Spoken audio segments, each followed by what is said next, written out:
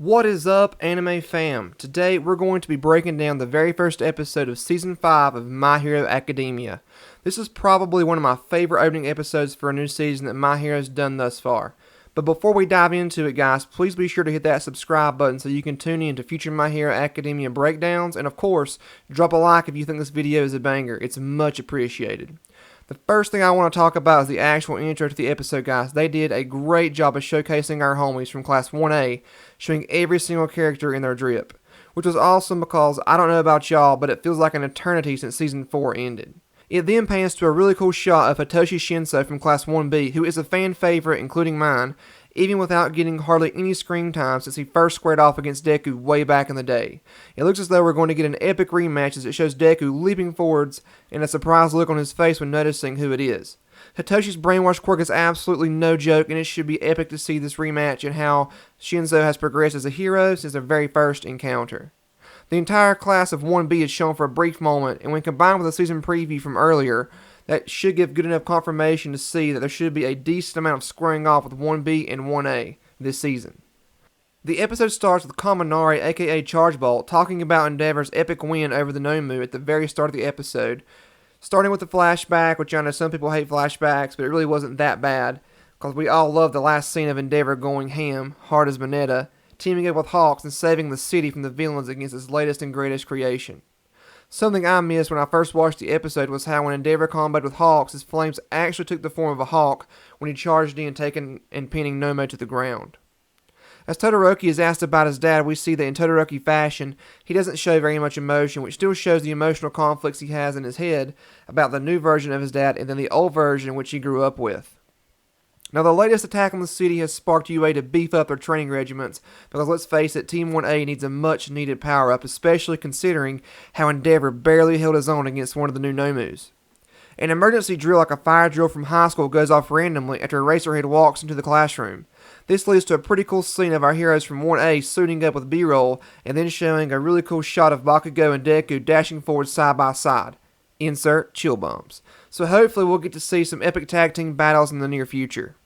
When they arrive at the scene, it really looks like they progress as a team since Season 4, with the exception of a few, and I'm sure you can guess who those few are. They now have been able to break down into specialized teams to respond to an event or an attack. They have the Reconnaissance Squad, consisting of Jiro, Shoji, and Koda, all specializing in scouting tactics. They have a Firefighting Squad consisting of Shoto, Momo, and Tokiyami, and a Rescue Squad consisting of Tenya Ida, Mineta, and Sue.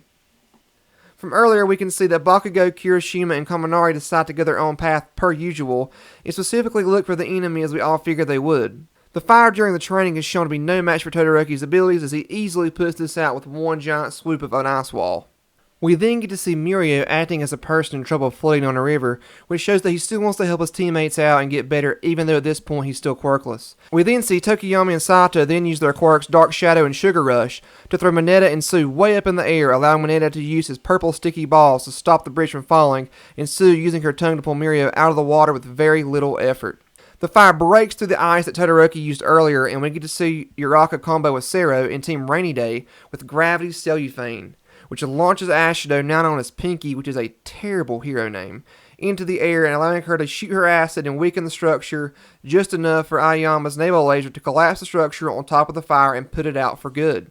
The reconnaissance team tries to warn the others, but they're too late as one of the big three is actually impersonating a villain, as we see Hato, who captures Pinky, which I still have a hard time with that hero name.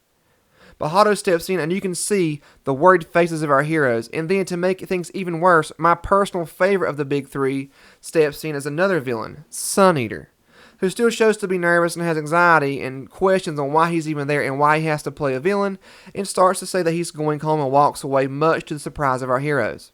We then see that Hato is actually able to control her power and control the amount of percent of output that she puts into an attack. She goes with a very low grade of 30 to shoot at our Class 1A heroes, which is fortunate for them, especially since that's out of 100. But it's easily blocked by the ice wall by Todoroki. Sun Eater is then convinced to play his role because of the promise that he made to Mirio to make Class 1A stronger in preparation to future attacks from the League of Villains. Sun Eater then activates his quirk and does his traditional octopus, clamshell, and wings form, but notices quickly that there's less people around him than when he first encountered Class 1A. This leads to Uraka using her zero gravity quirk on Hato, causing her to fall. Then, a character I often forget about, Tora uses a reflection technique to blind both of the villains. They actually manage to take Hato out, with Sera pulling her down and Momo firing a net gun at her, pinning her against a rock, much to Sun Eater's surprise. Ojiro tries to face Sun Eater in close combat, which is actually a distraction for Deku to land the finishing blow. Deku didn't hear the Mortal Kombat voice in the background going, "Finish him," because he kindly asked Sun Eater to surrender.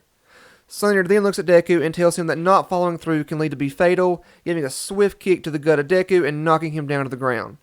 As Sun Eater leaps up to take out Deku, Kirishima comes out of nowhere like a bullet with his hardening quirk and smashes Sun Eater out of the way. Then, out of the smoke, you see Bakugo, who announces himself as the star of the show in Bakugo fashion and nails Sun Eater, pinning him to the ground. We're then able to see Kaminari being used as pretty much a human jumper cable, empowering some random red card that they happen to find. Bakugo then gets angry, accusing Sun Eater of not going full out and taking it easy on him, and uses his favorite line of "die" as he implodes on Sun Eater. In the post-credits, we see Endeavor in the hospital all bandaged up in a coma-like state. It then flashes back to whenever he defeated Nomu, with the scene showing Hawks asking him about hitting an All Might pose, with Endeavor saying it was a different arm because All Might uses his left and Endeavor clearly used his right, showing that Endeavor really wants to carve his own legacy and not be compared to All Might.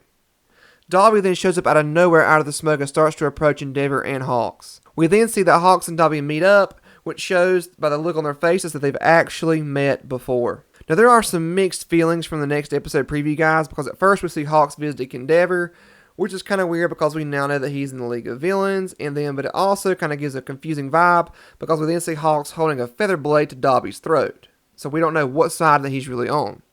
Deku then talks about something weird happening to his body as he's engulfed in some kind of green smoke or fog, and it looks like the same thing is happening to Shigaraki with red vapors from his body, leading to the very end where Deku is saying that he's going to take a peek into the secrets of two of the most powerful quirks, all for one and one for all. So guys, I really hope you enjoyed the video. Please give this video a like and subscribe if you want to see more, and we'll catch you on the next one. Believe it.